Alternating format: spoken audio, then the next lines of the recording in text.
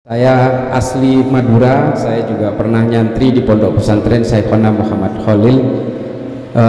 Cuma numpang tidur Pak, jadi ilmunya nggak banyak yang saya ambil. Tapi akhirnya ya melanglang buana kesana kemari, akhirnya saya menjadi orang yang gemar membaca aja. Saya tidak banyak tahu, cuma kadang-kadang saya tahu lebih dulu dari orang lain. Bukan orang pintar, bukan orang alim, orang biasa aja. Saya juga kadang-kadang tidak mau disebut Gus, saya dipanggil Cak Islah. Ini saya sering suarakan di mana-mana karena yang kiai itu kakek saya. Bapak saya orang biasa, hanya anggota Thorikoh dari Mbah Yayi Usman Jatipurwo. Terus kakek saya itu santri terakhir dari Mbah Syekhona Khalil, satu kamar dengan Mbah Yayi As'ad Samsul Arifin Sukorjo. Nah itu kakek saya, makanya saya panggil Cak Islah saja. Saya keliling Timur Tengah dan Afrika Utara. Saya mengunjungi berbagai negara-negara dengan penduduk mayoritas Muslim. Saya ingin tahu seperti apa sih orang-orang Islam hari ini. Saya pergi ke Uni Emirat Arab, saya pergi ke Mosul, ke Irak, dan saya mampir ke Muscat, ke Oman, saya mampir ke Libya, saya mampir ke Tunisia, saya mampir juga ke perbatasan Aljazair. Nah, perjalanan ini saya lakukan dalam tempo 3 bulan. Saya ingin tahu apa yang terjadi di Damaskus, apa yang terjadi di Tunis, apa yang terjadi di Rabat, apa yang terjadi di daerah-daerah perbatasan Muslim, dan seperti apa sih orang Islam hari ini.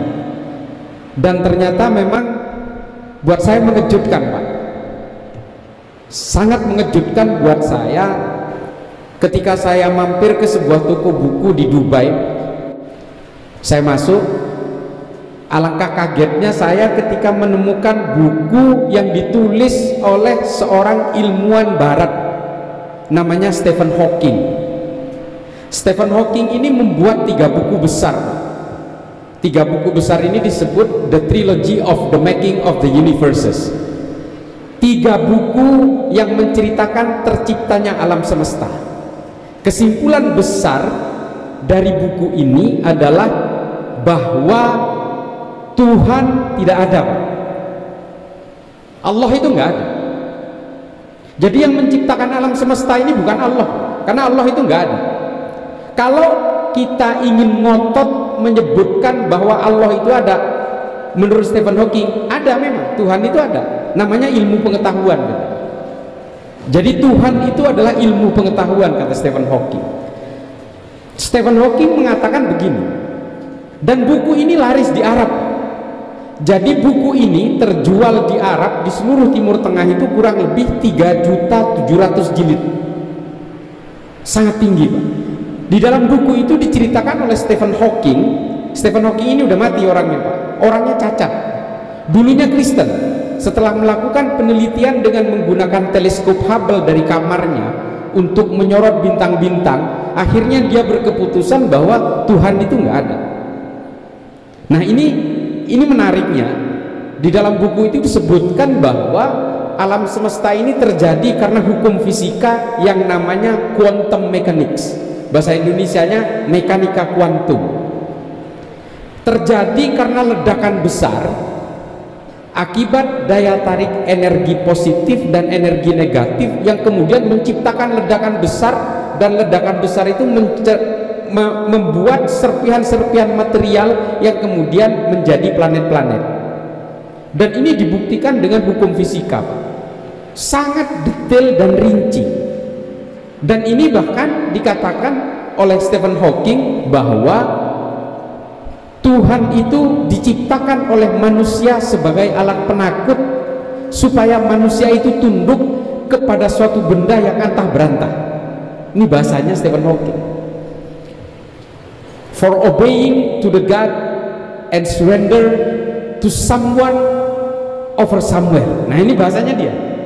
Nah ini betul-betul mempengaruhi anak muda di Arab, sehingga angka ateis, orang yang tidak percaya kepada Tuhan hari ini sedang menjangkiti pemuda Arab dan dilalahnya 99,9% muslim. Nah ini berat Pak buat kita. Kemudian saya pergi ke Tunis.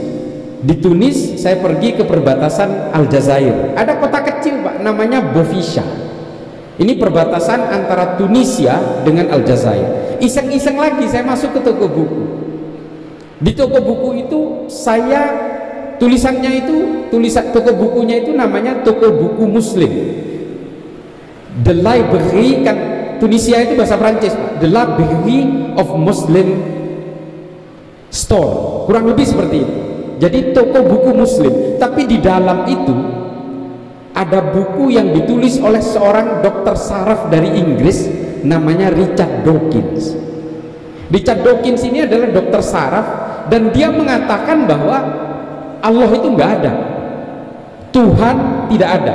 Tuhannya manusia adalah 1,5 miliar urat saraf yang ada di dalam tubuh manusia.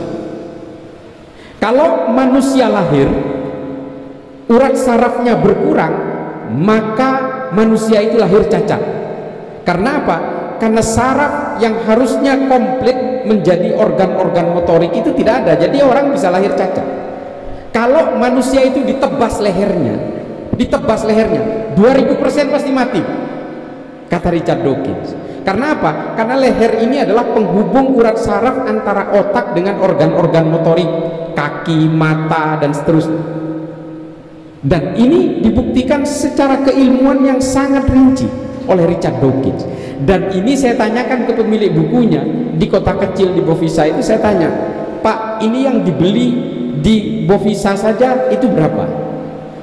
Ya kurang lebih sekitar 300.000. Kota kecil Pak, penduduknya 800.000 kota ini, yang beli 300.000. Jadi jangan heran kalau hari ini di berita bisa di googling, angka orang murtad yang tidak percaya adanya Allah paling tinggi di Arab, dan yang paling tinggi itu di Saudi. Silahkan dibaca, ada di googling bahasa Indonesia aja, ateisme di Arab, langsung muncul itu beritanya. Anak muda di Arab itu sekarang paling tinggi yang tidak percaya adanya Tuhan itu justru di Arab. Nah ini kebalik Pak.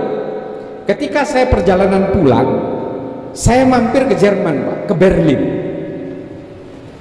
Saya memberikan ceramah di Universitas Zaitunah di Tunis, dan ternyata ketika saya tawarkan ke mahasiswa-mahasiswa Tunis dari berbagai negara di Zaitunah, saya tanyakan, ada nggak yang bisa melawan dua teori ini? Teorinya Stephen Hawking dan teorinya Richard Dawkins. Nggak ada yang bisa.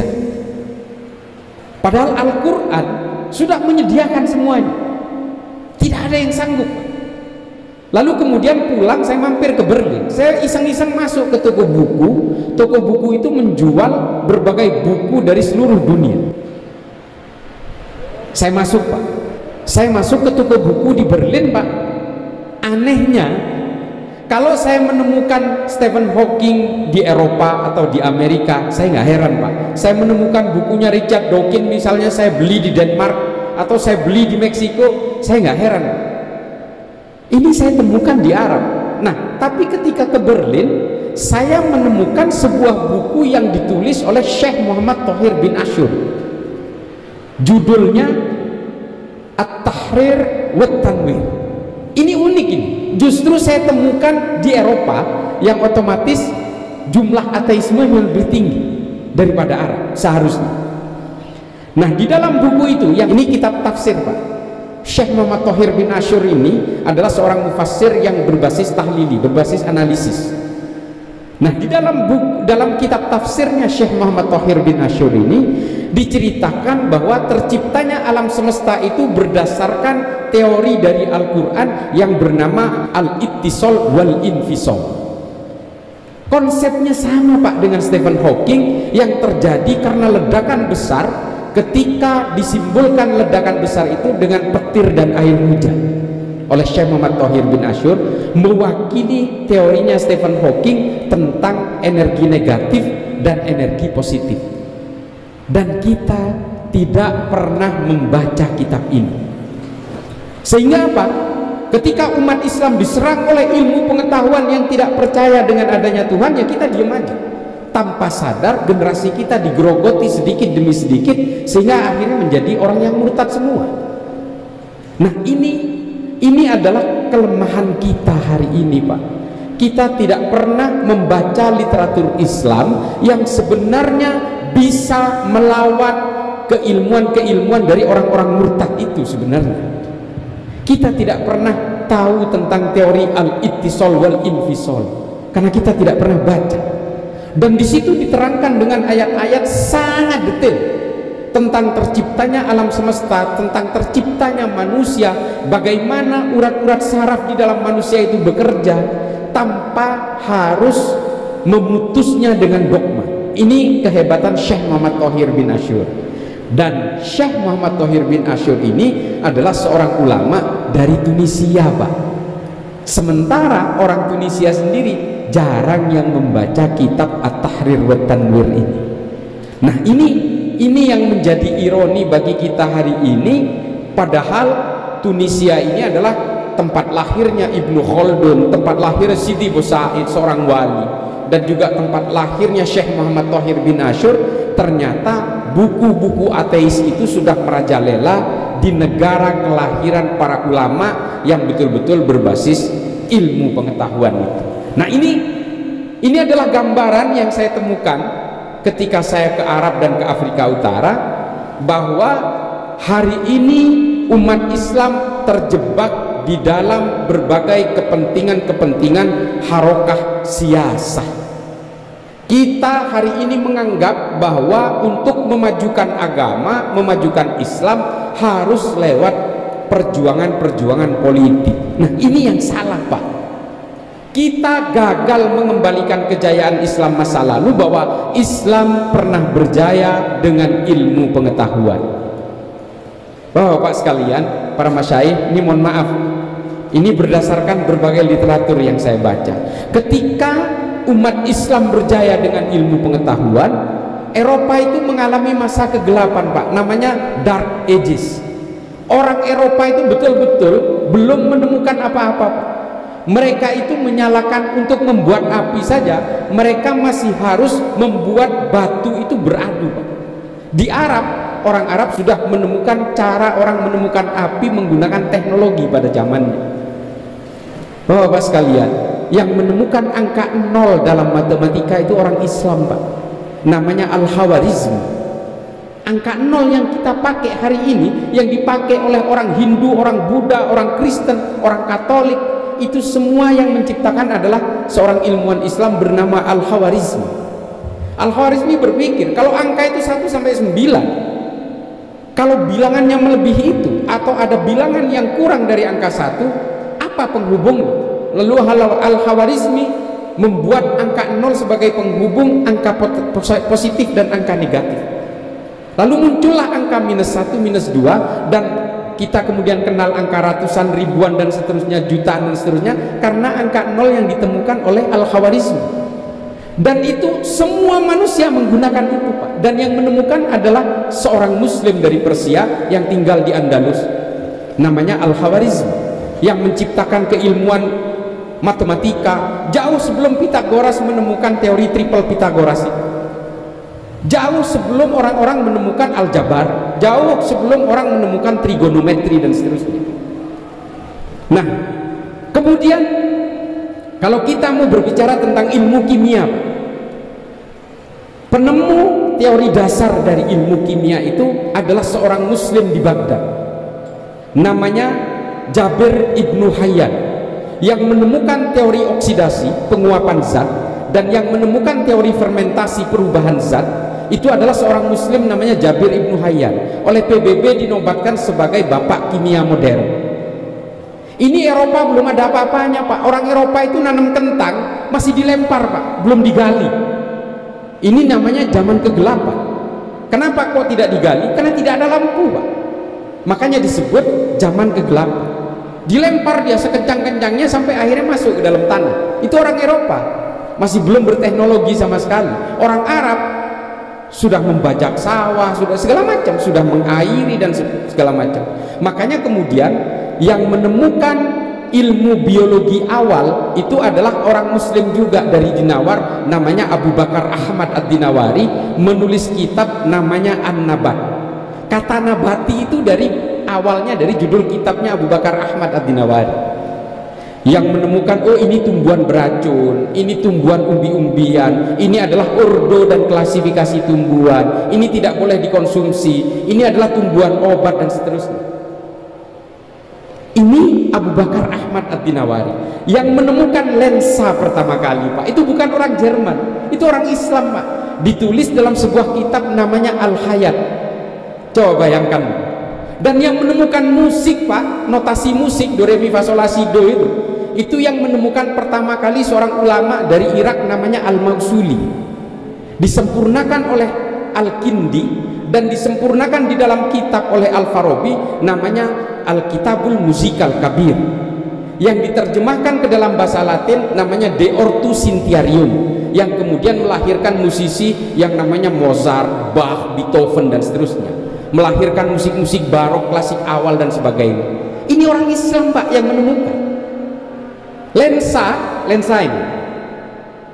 ini diakui oleh dunia yang menemukan orang Jerman, Pak. Padahal ini adalah orang Arab yang penulisnya tidak ditulis di dalam kitabnya. Nama kitabnya Al-Hayat, kehidupan. Nah, karena tidak ada penulisnya, lalu kitab ini dibawa ke Eropa, dipelajari prototipenya, disempurnakan oleh orang Jerman, lalu orang Jerman yang menemukan lensa, Pak. Padahal embrionya dari orang Arab, Pak. Ilmuwan muslim pada zaman Baitul Hikmah. Yang menemukan kemarin COVID, jaga jarak, itu yang menemukan adalah ahli kesehatan Islam namanya An-Nawawi, bekerja sama dengan seorang pendeta Kristen, Pak, namanya Al-Ibri. Jaga jarak itu. Al-Ibri ini orang Kristen, ini orang yang justru khawatir bahwa Ta'un Amwas, pandemi Ta'un itu justru menular lewat orang Islam ketika sholat Jumat, sehingga dia memikirkan datang ke An-Nawawi. Kemudian An-Nawawi, kita harus mikirin gimana caranya supaya Ta'un Amwas ini tidak menular. Lalu kemudian dia rembukan berdua ini, lalu ditulis hasil penemuannya itu di dalam jurnal ilmiah pertama di dunia yang dibuat oleh orang Islam juga, namanya Akhbari Moghulan di Baghdad, Pak. Nah, dari Akhbari Moghulan itulah ditemukan konsep awal mencegah pandemi dengan prokes, jaga jarak. Ini hebatnya Islam, Pak, dan itu tidak lagi kita temukan hari ini. Coba bayangkan nih, kenapa? Karena kita lupa bahwa ilmu pengetahuan itu adalah bagian dari yang dihantarkan di dalam Al-Quran. Kita lupa itu, Pak. Sehingga apa? Yang kita lahirkan hari ini adalah gerakan-gerakan politik yang kemudian mengarahkan umat Islam ke arah aksi-aksi kekerasan. Dimulai dari Ibnu Taimiyah dengan Majmu' al-Fatawa sama Taklikus Siyasatus Syar'i. Ini kitabnya Ibnu Taimiyah yang kemudian diadopsi oleh orang-orang Wahabi, Pak. Di dalamnya itu ada konsep al-wala wal bara yang kemudian diimplementasikan menjadi politik modern oleh seorang ulama Saudi namanya Muhammad Said Al-Qahtani, yang kemudian melahirkan Wahabi hari ini. Ini kemudian membuat Islam menjadi diam di tempat. Malah Wahabi selalu ingin membawa serta umat Islam ini kembali ke abad-abad awal. Kita lupa dengan hal-hal yang bersifat mutaghayyirat. Kita lupa bahwa kita adalah agama yang rahmatan lil alamin. Ini yang kemudian membuat kita lupa, Pak. Sehingga apa? Ketika Islam didominasi oleh kepentingan-kepentingan politik, yang dilahirkan bukan lagi kitab-kitab ilmu pengetahuan, Pak. Yang dilahirkan adalah kitab-kitab tentang politik. Kitab-kitab yang mengajarkan kita harus menguasai wilayah, kita harus memberontak kepada orang-orang yang berkuasa apabila dia bukan orang Islam. Yang dilahirkan apa akhirnya? Kitab-kitabnya Said Qutb misalnya. Nah, ini di kitab-kitabnya Abu Bakar Najih misalnya, Idarat at-Tawahhush. Ini adalah kitab-kitab rujukan dari kalangan teroris di seluruh dunia. Ma'lim Fitorik, ini yang jadi rujukan. Kitab-kitab Misalnya kitab-kitabnya Muhammad Said Al-Qahtani tadi, Al-Wala' wal Bara' fil Islam, kitab-kitabnya dari berbagai ulama Wahabi hari ini yang kemudian mengilhami gerakan-gerakan kekerasan yang melahirkan Ayman Al-Zawahiri, Osama bin Laden, Abu Bakar Ba'asyir, Oman Abdurrahman, Ali Imran, Amrozi dan seterusnya, yang akhirnya melahirkan An-Nabhani, Hasan Al-Banna dan seterusnya. Karena apa Pak? Karena kita lengah dan kemudian gagal untuk kembali kepada kejayaan masa lalu. Saya datang ke sini ingin menggugah kita semua bahwa kita harus memajukan Islam ini dengan ilmu pengetahuan. Tidak boleh tidak Pak. Kalau tidak, kita akan tertinggal oleh peradaban manusia. Peradaban manusia ini tidak bisa dihalangi dengan halal dan haram saja Pak. Peradaban manusia ini berjalan dengan logikanya sendiri. Peradaban manusia ini harus dikawal oleh umat Islam supaya tidak kehilangan maqasidus syariahnya. Kalau tidak, kita akan ditinggal Pak. Teknologi hari ini betul-betul teknologi yang sudah tidak bisa lagi dijangkau oleh kita Pak. Hari ini Pak, Huawei di Cina sedang memikirkan konsep handphone dalam 20 tahun ke depan. Kita sudah tidak lagi akan memegang device unit seperti ini Pak. Mereka sudah memikirkan handphone itu ditanam di dalam kepala, sehingga kita kalau mau nelpon itu cukup menyebut nama kontak saja, istri misal, langsung terkoneksi dan kita ngomong seperti orang gila itu, ngomong sendiri. Di sana juga menerimanya dengan hal yang sama. Jadi sudah tidak perlu nempelin ke kuping lagi Pak, karena speaker dan semua keypad dan monitornya itu sudah virtual ada di dalam kepala kita. Ini sekarang sedang mereka pikirkan. Nah, kita orang Islam hari ini masih sibuk tukar tambah di konter-konter. Ini teknologi Pak. Kalau kita tidak ikut serta bersama ilmu pengetahuan, selesai kita Pak. Kita akan ditinggal dan akhirnya generasi kita semuanya akan menjadi murtad, sudah tidak percaya lagi dengan Islam, tidak percaya lagi dengan Allah. Dan ini yang mengkhawatirkan bagi kita, bahwa Islam padahal sudah menyediakan semuanya di Al-Quran. Saya Pak, kerjaan saya itu 1000 halaman per bulan saya baca buku, termasuk kitab-kitab tafsirnya Syekh Muhammad Thohir bin Ashur, saya baca kitab-kitab tafsirnya Muhammad As'ad, saya baca berbagai literatur-literatur abad pertengahan, abad modern di dalam Islam, hanya ingin menggali supaya kita bisa melawan kelompok-kelompok murtad yang mengatasnamakan ilmu pengetahuan ini. Hari ini saya sedang menulis buku yang mungkin tidak akan segera selesai Pak, karena kita miskin literatur ketika kita berhadapan dengan ilmu pengetahuan. Saya punya cita-cita ingin melawan Stephen Hawking dan Dawkins ini. Saya ingin sekali Pak, umat Islam hari ini banyak yang pinter Pak, ada di Kanada, ada di berbagai tempat di Eropa, mereka bekerja di sana, tapi tidak pernah membuat kontribusi tentang kitab-kitab atau buku yang menggali lebih dalam lagi dari Al-Quran untuk melawan kelompok-kelompok murtad ini, kelompok-kelompok kafir ini. Itu Pak. Kalau kita selalu berdebat soal dalil, maka akhirnya hanya menempatkan Tuhan sebagai objek sengketa saja. Selalu begitu.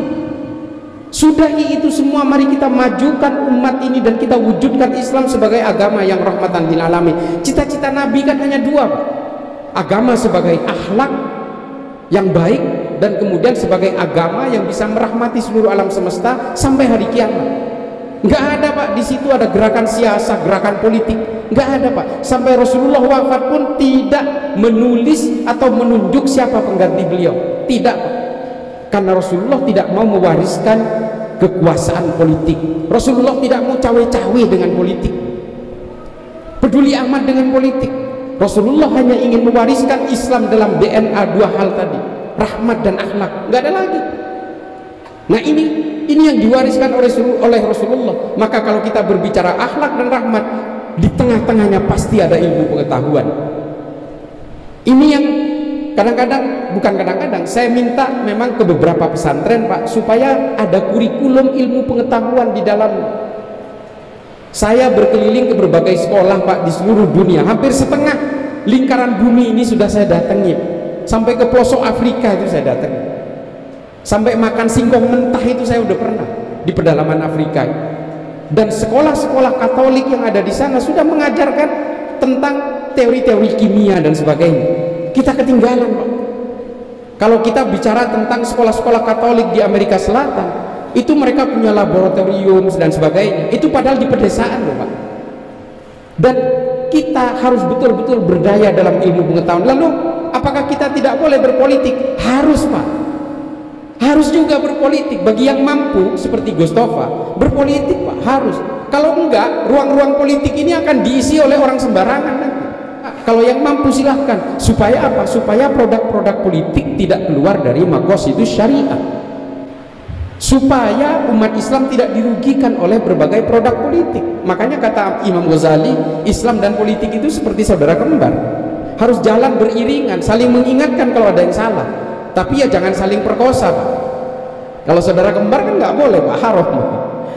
Nggak boleh saling perkosa, saling menunggangi, nggak boleh. Itu saling mengawal saja.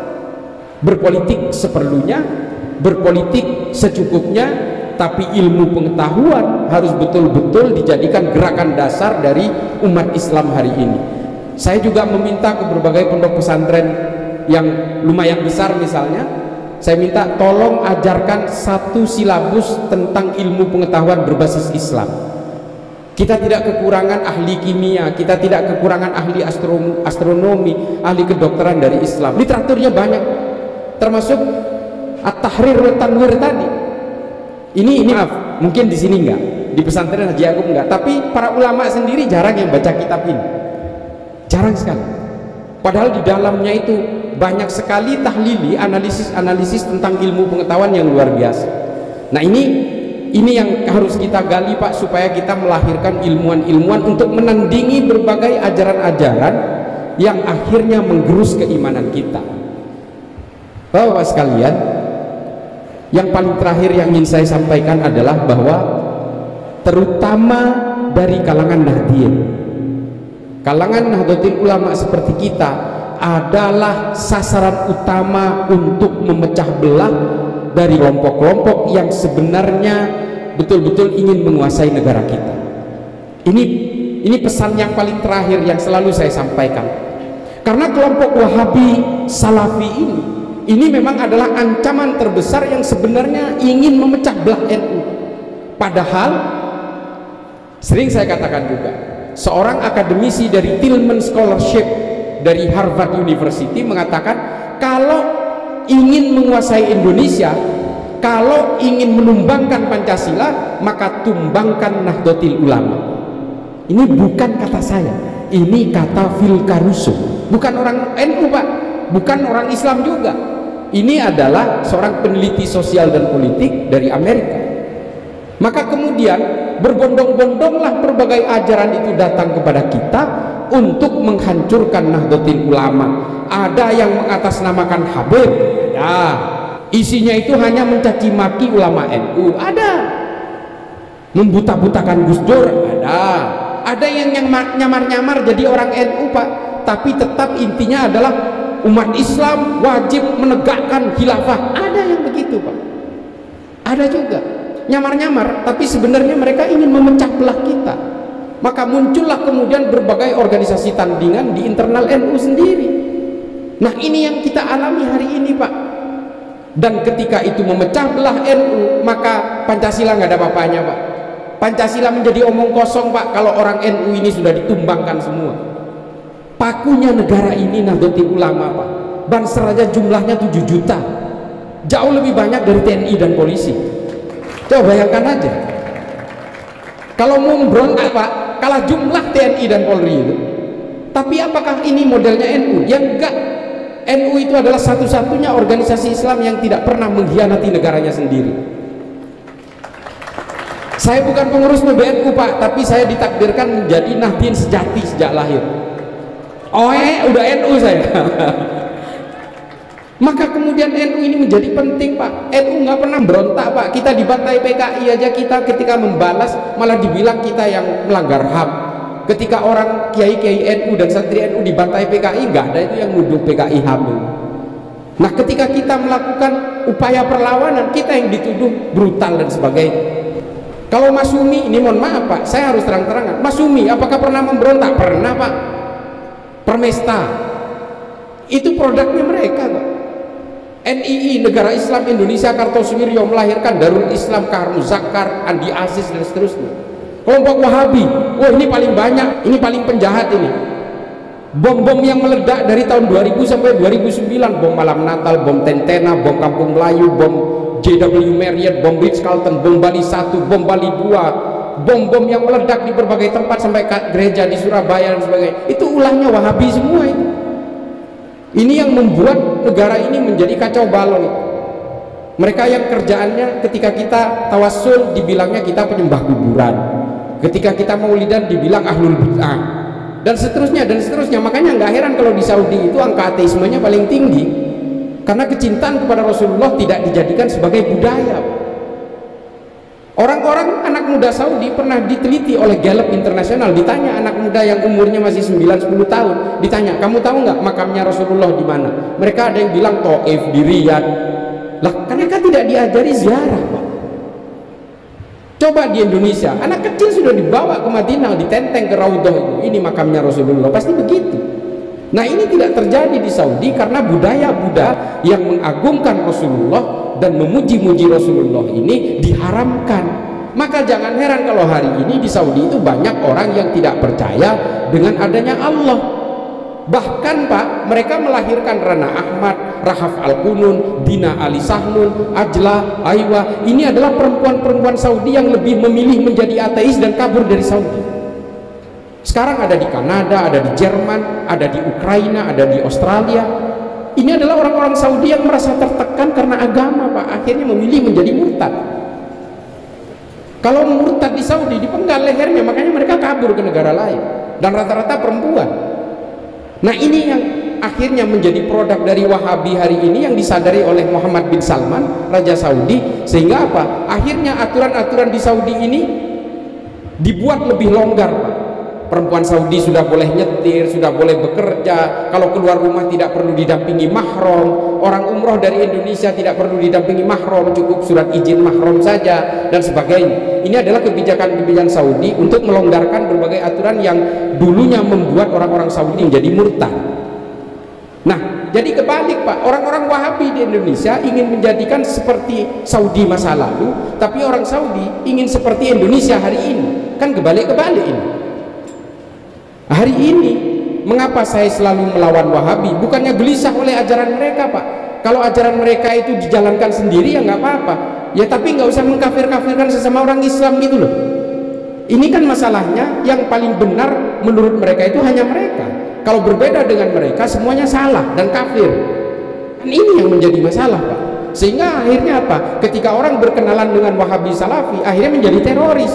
Karena darah kita ini dihalalkan semua. Pancasila itu togut karena itu buatan manusia, padahal kitabnya sudah komplit.